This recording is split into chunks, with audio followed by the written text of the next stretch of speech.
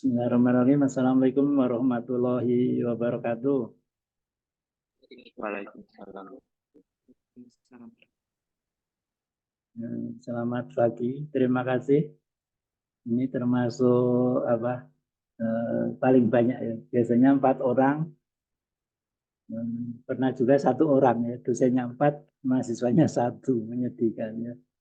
Sangat-sangat menyedihkan ya. Baik.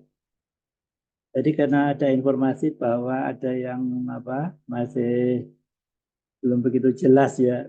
Saya tanya RMSD belum jelas sehingga mungkin akan saya ulang teorinya sedikit ya untuk memberi gambaran.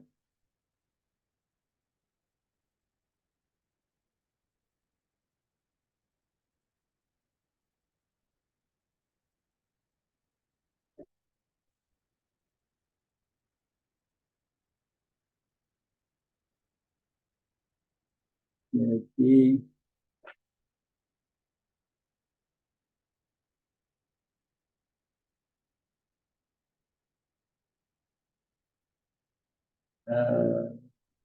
kemarin mungkin sudah disinggung ya sama Pak Ari tentang CADD ya. Jadi CADD Computer Drug Design and Discovery ya.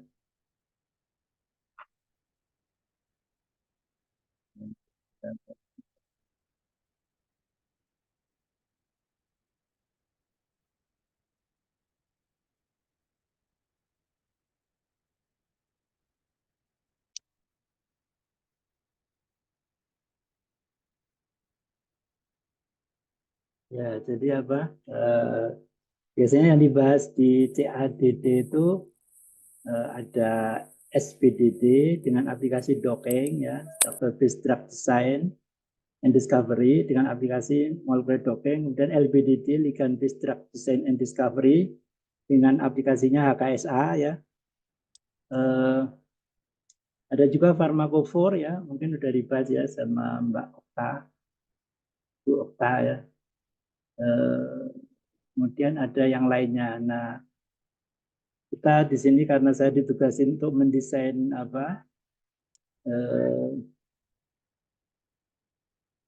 mendesain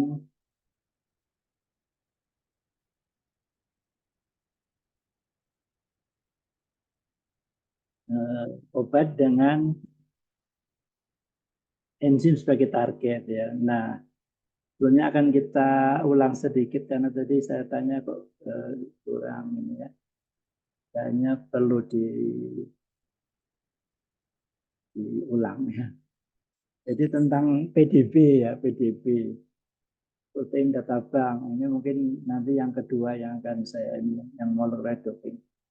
Jadi protein data bank ini adalah bank data protein ya, mungkin sudah secara cepat aja ya karena nanti tidak overlap. Nah, jadi di sini PDB nanti kita akan menggunakan protein data bank untuk target suatu obat. Nah, di sini contohnya misalnya enzim siklooksigenase 2 sebagai target untuk obat itu nanti kita download ada kodenya gitu ya. Nah, sebagai contoh ini ya.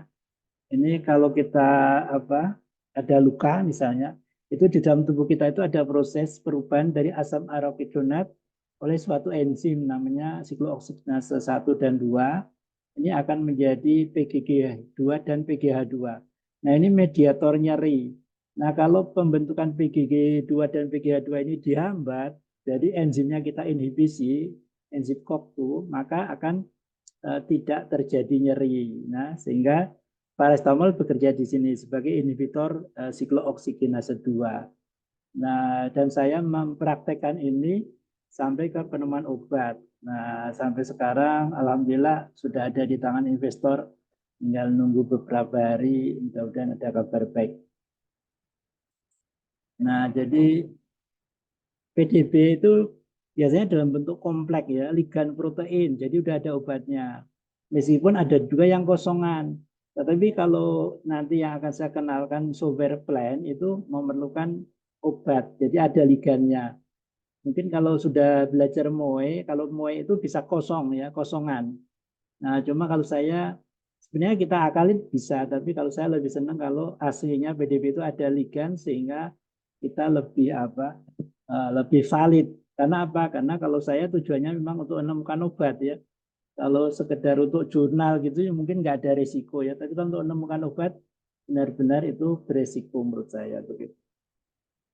Nah nanti eh, agonis ligan itu bisa agonis, bisa antagonis dan itu bisa kita analisis mekanisme kerjanya untuk kepentingan obat, untuk kepentingan penemuan obat begitu.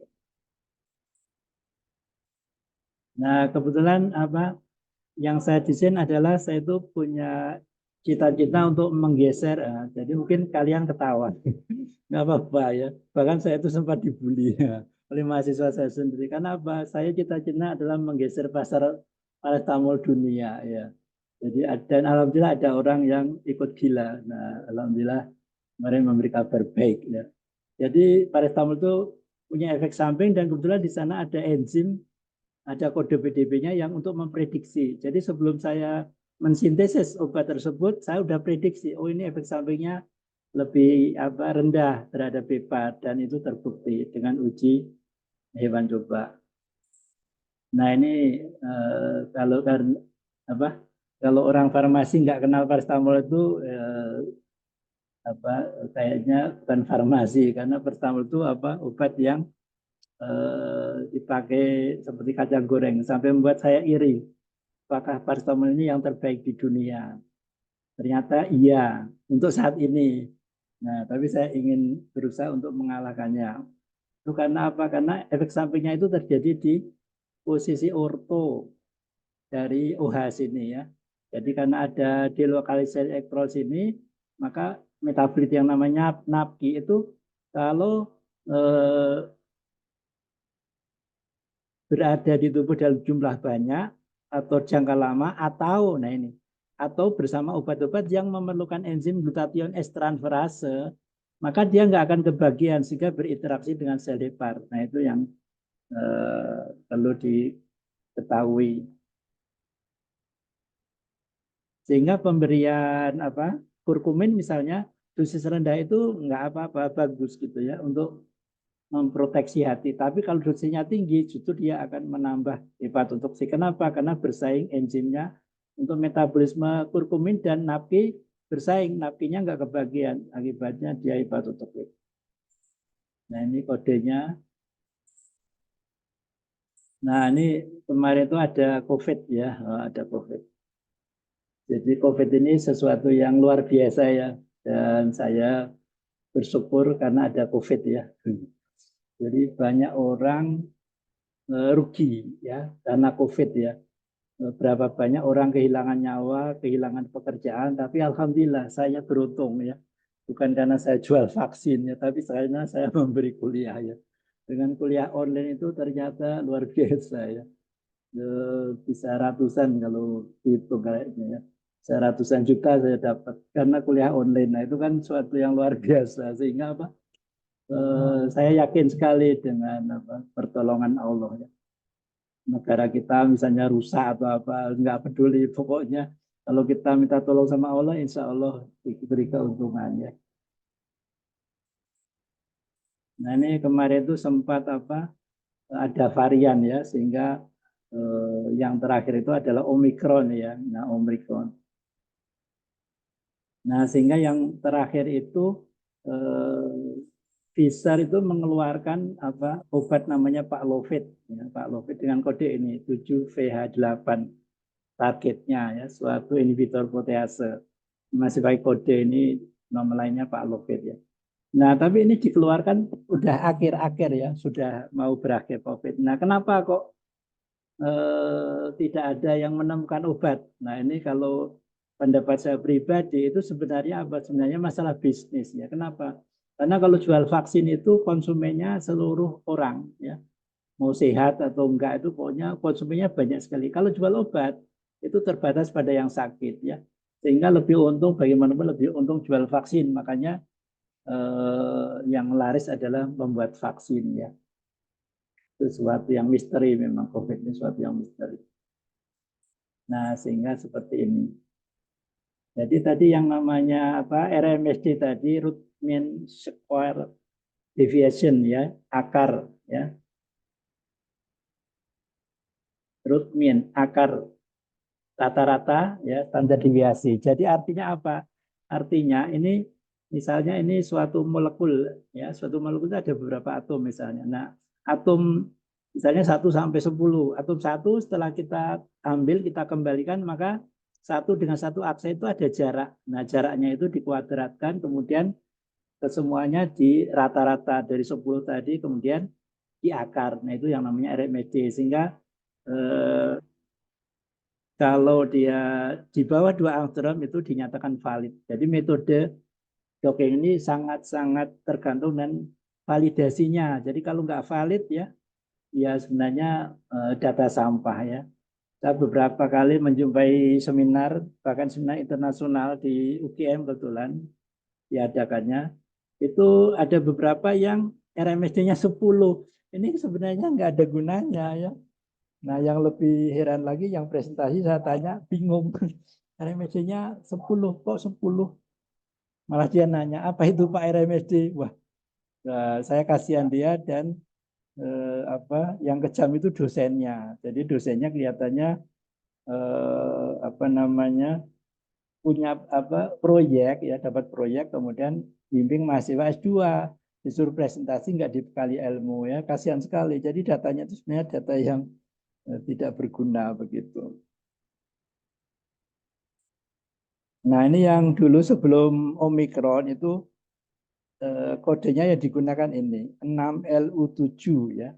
Jadi COVID-19 dengan inhibitor namanya N3.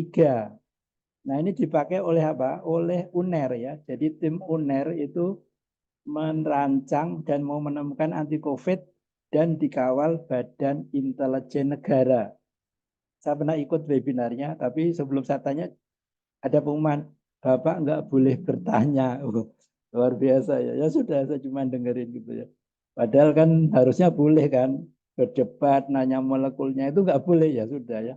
Nah, alhamdulillah sampai COVID-nya pergi, itu desainnya nggak ada kabar ya.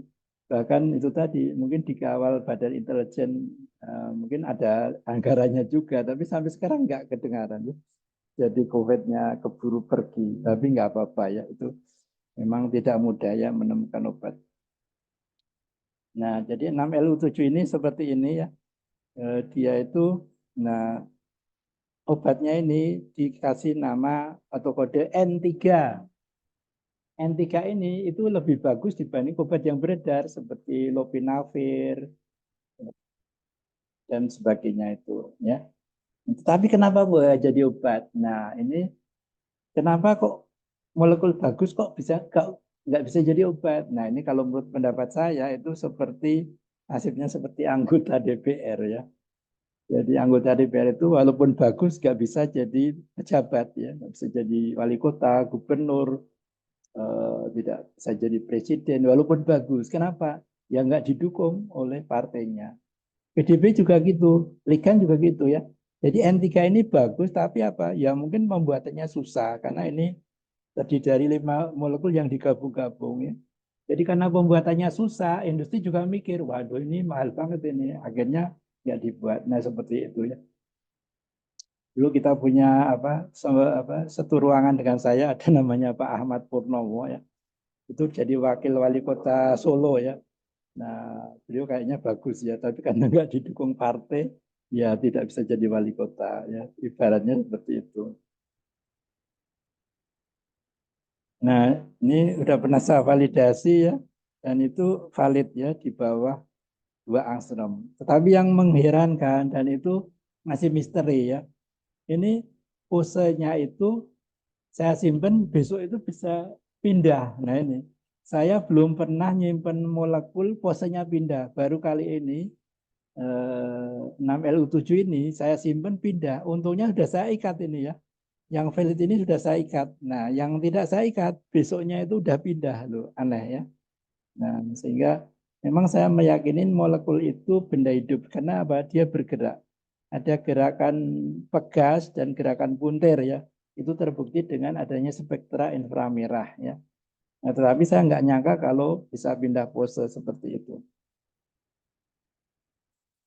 Nah, ini beberapa anti-COVID yang lain, ada 3E9S dan seterusnya. Nah, jadi mungkin PDB itu aja yang perlu. Jadi tentang apa namanya, tentang RMSD tadi ya. Jadi RMSD biasanya pakai ini, biasanya pakai apa, parameter biasanya pakai RMSD ya. Walaupun ada yang pakai yang lain tapi enggak lazim ya, dan itu sangat apa, sangat menyita waktu ya. Ini pengalaman saya mendesain molekul dengan validasi enzim yang saya gunakan siklooksigenase 2 dengan kode 6 COX. Saya ingin menemukan obat, saya desain dengan enzim tersebut. Kemudian saya validasi dengan RMSD ya, valid, kemudian saya desain molekul. Nah, pada saat ujian S3 saya, ujian proposal itu 7 penguji setuju semua. Begitu saya kerjakan, ada salah satu penguji dari luar UGM itu menolak. Aneh ya, ya nggak apa-apa.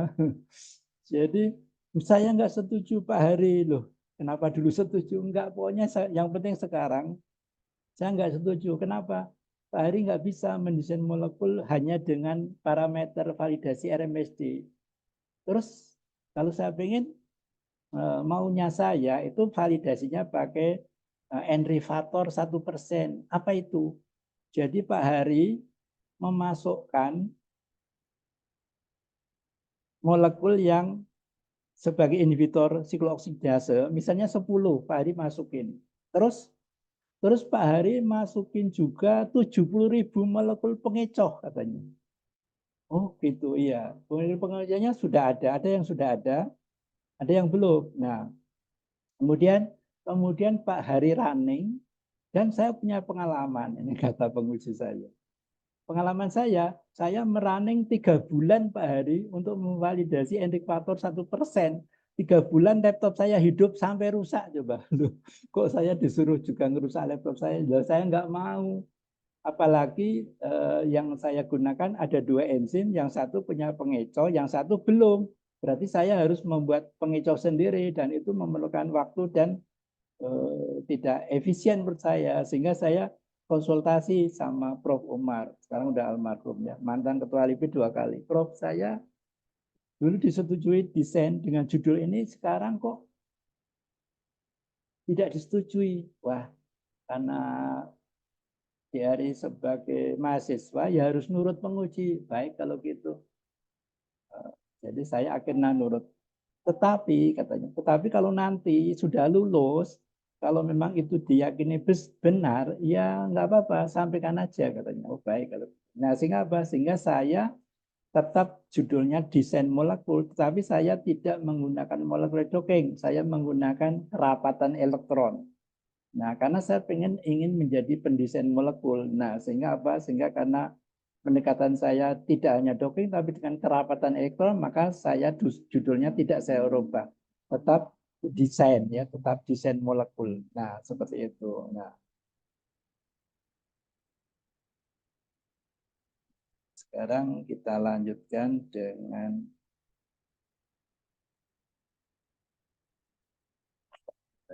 yang berikut.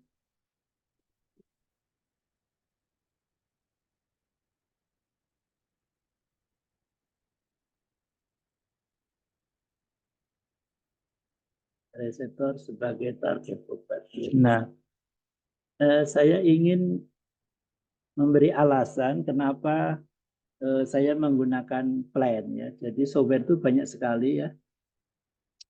Saya akan menggunakan alasan kenapa kok saya milih plan ya. Di kampus ada Moe, saya nggak tertarik ya. Saya sudah terlanjur jatuh cinta sama plan ya. Jadi plan ini adalah bikinan Jerman ya.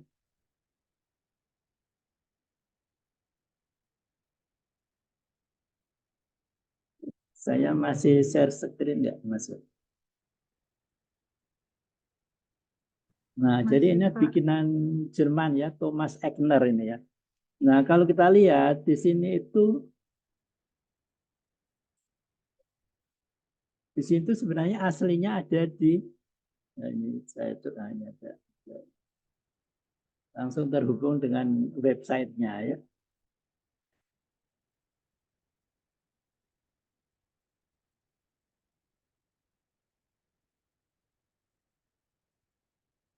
Jadi plan ini sebenarnya aslinya yang buat itu pakai Linux ya, pakai Linux. Kemudian karena pakai Linux, ya,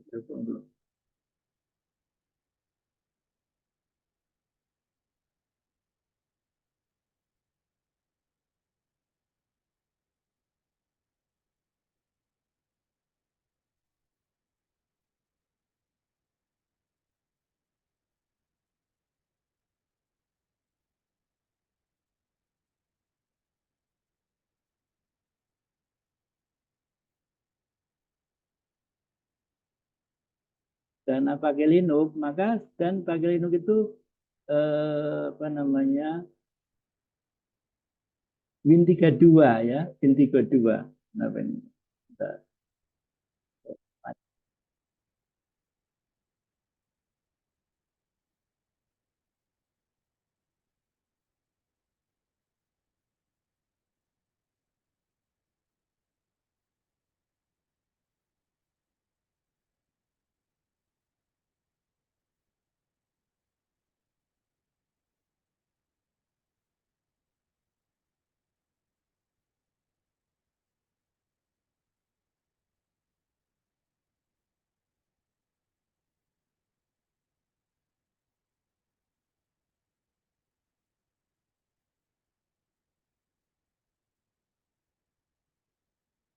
Sorry, ada yang trouble.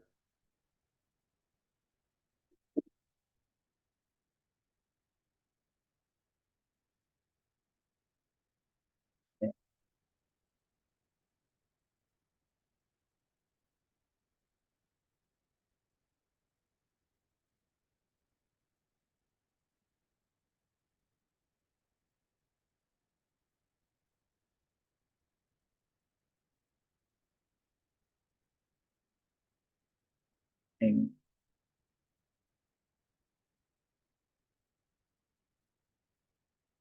bentar, kok hang.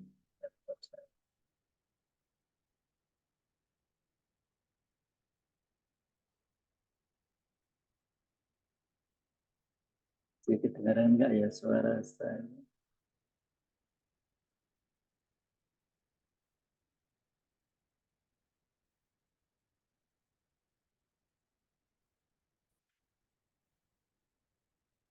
Bentar ya, saya out dulu.